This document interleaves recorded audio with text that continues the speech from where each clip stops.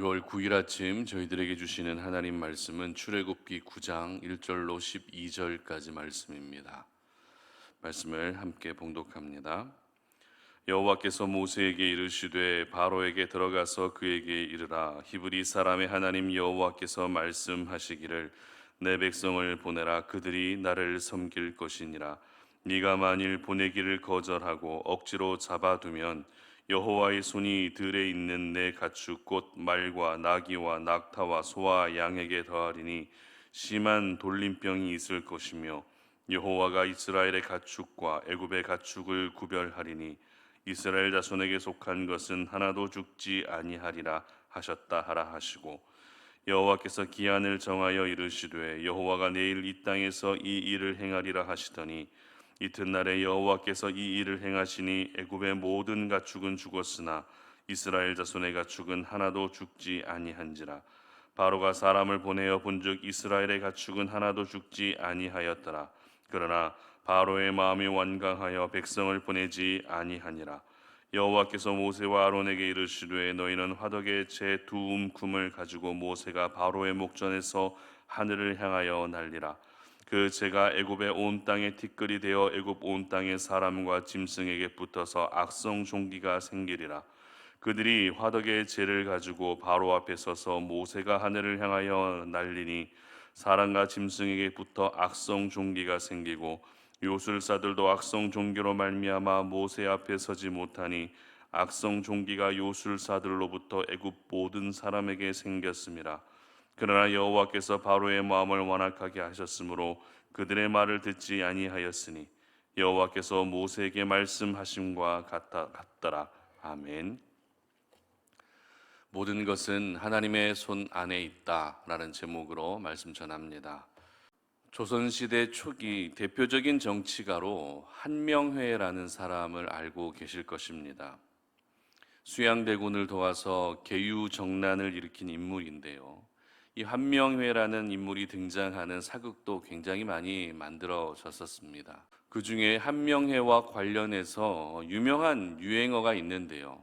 바로 천하가 이 손 안에 있소이다라고 하는 유행어입니다.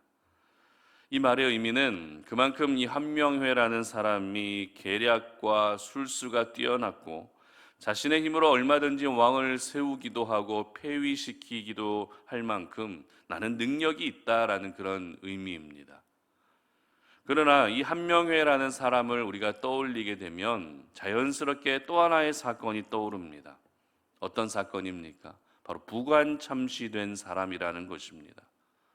부관참시라는 것은 그 사람이 죽은 뒤에 큰 죄가 드러나게 되면 무덤을 파고 관을 꺼내서 그 시체의 목을 베는 것이 부관참시입니다. 그렇기 때문에 부관참시를 당하는 사람은 두 번 죽게 되는 치욕의 주인공이 되는 것이죠.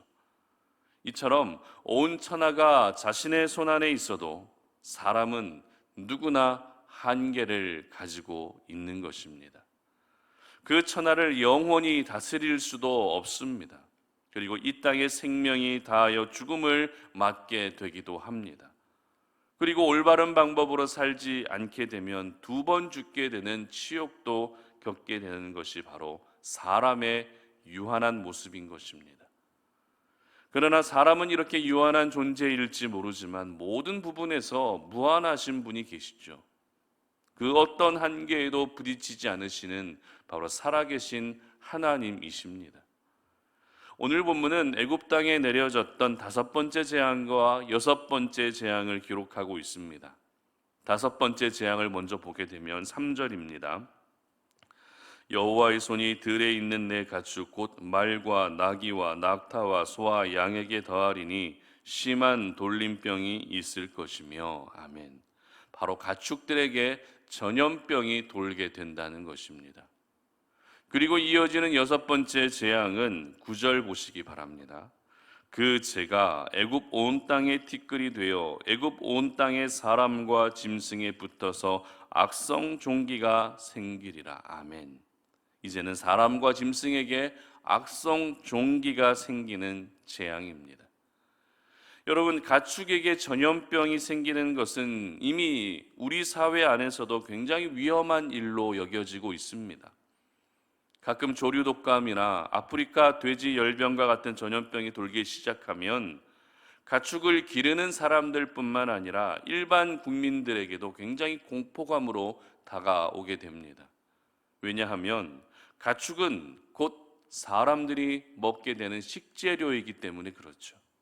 그렇기 때문에 어떤 전염병에 걸린 닭이나 돼지를 먹게 되면 사람들의 생명에 어떤 위협이 다가올 수도 있기 때문에 그렇게 조심하게 되는 것입니다.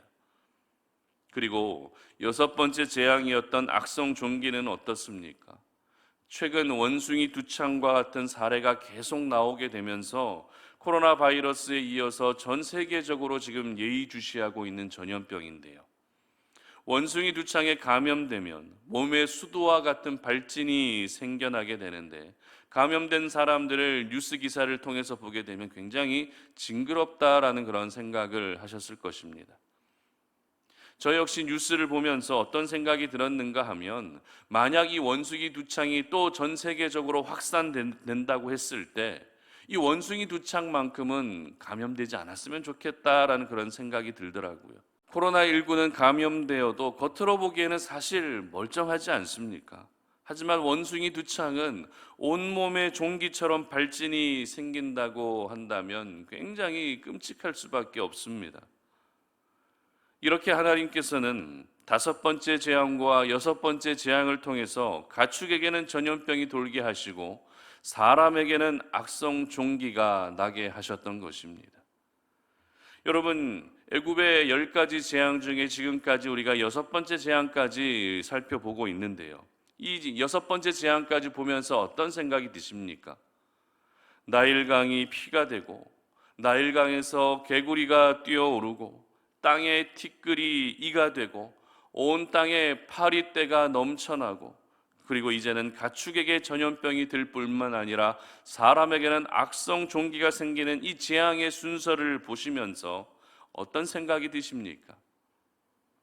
바로 애굽 땅에 내리고 있는 재앙의 범위가 점점 확산되고 있다는 것입니다. 지금까지는 자연에 존재하는 것들을 통해서 포괄적으로 재앙이 내려졌다면, 오늘 본문의 다섯 번째, 여섯 번째 재앙은 실제적으로 가축과 사람들에게 재앙이 내려지고 있다는 것입니다. 이것을 통해 저희들이 알게 되는 것은, 모든 것은 하나님의 손 안에 있다는 것입니다. 자연 만물도 하나님의 손 안에 있습니다. 그리고 가축도 하나님의 손 안에 있고 사람도 역시 하나님의 손 안에 있는 것입니다. 그렇다면 여러분, 이 가축이 의미하는 바가 무엇이겠습니까? 애굽 사람들에게 있어서 가축이 갖는 의미, 도대체 무엇이었을까요? 그것은 바로 재산이었습니다. 재물이었습니다. 고대 사회에서는 재산, 재물의 기준이 되는 첫 번째 요소가 가축이었습니다.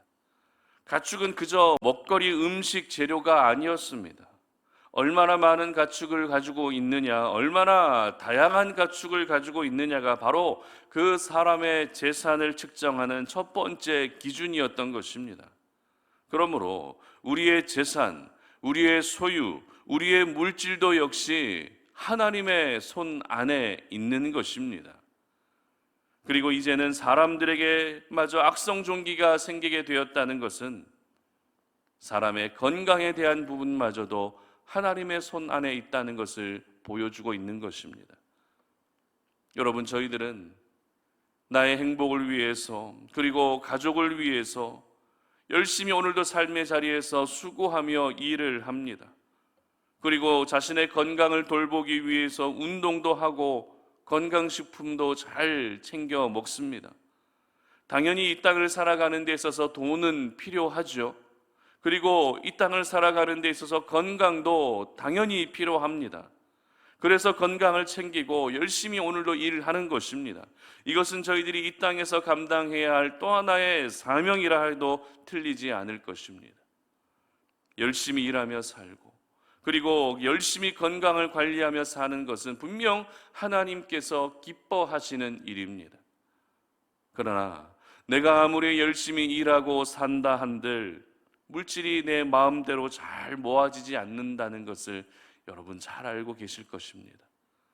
내가 아무리 건강을 잘 관리한다 해도 그 건강마저도 내 마음대로 되지 않는다는 것, 여러분 다 겪어보셨을 것입니다. 그렇기 때문에 저희들이 잊지 말아야 할 것은 이 물질에 대한 부분과 건강에 대한 부분을 위해 반드시 기도해야 한다는 것입니다. 여러분들도 지금까지 살아오시면서 많이 경험해 보셨을 것입니다. 갑자기 원치 않는 큰 액수의 지출이 생기는 경우가 있으셨죠? 그럴 때 드는 생각이 어떤 생각입니까? 굉장히 아깝다는 생각이 듭니다. 당연히 내가 지출해야 될 곳을 지출한다면 그것은 그렇게 아깝다는 생각이 들지 않지만, 전혀 예상하지 못했던 것에 큰 금액을 지출하게 되면 먼저 아깝다는 생각이 듭니다. 특히 건강하다가도 충치 하나라도 생겨서 큰 치료를 해야 되면 그렇게 돈이 아까울 수가 없습니다. 그렇게 되면 지출로 인해서 우리의 신경은 더욱더 예민해질 수밖에 없죠. 그리고 주변의 사람들에게 짜증내는 우리의 삶이 되고 마는 것입니다. 왜냐하면 이 물질에 대한 부분은 우리 삶에 있어서 가장 실제적이고 현실적인 부분이기 때문에 오늘도 저희들이 가장 예민하게 받아들여지고 있는 그런 영역이라는 것입니다. 그러므로 우리가 물질에 대한 부분뿐만 아니라 건강에 대한 부분까지도 이 아침에 기도할 수 있어야 되는 것입니다.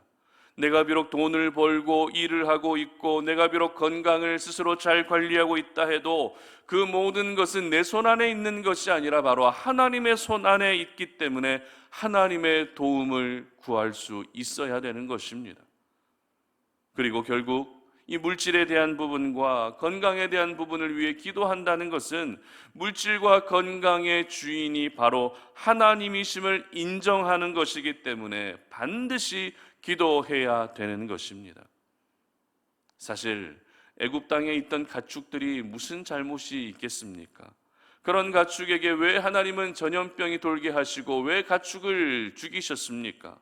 그 가축들이 돌이키고 회개하라고 재앙을 내리신 것입니까? 그렇지 않습니다. 가축은 재산이고 소유이기 때문에 사람들과 가장 밀접한 연관이 있는 것입니다. 그래서 하나님은 그 가축을 치시면서까지 사람들을, 그 한 사람 한 사람을 향해서 너희들의 소유도 내 손 안에 있고 너희들의 건강도 바로 하나님의 손 안에 있다는 것을 보여주고 계시는 것입니다. 그리고 더 나아가 마지막 10번째 재앙을 통해서는 사람의 생명에 대한 부분까지도 하나님의 손 안에 있다는 것을 보여주시는 것입니다. 그러므로 오늘 이 아침 저희들은 이 세상이 내 손 안에 있는 것이 아니라 하나님의 손 안에 있음을 인정할 수 있었으면 좋겠습니다.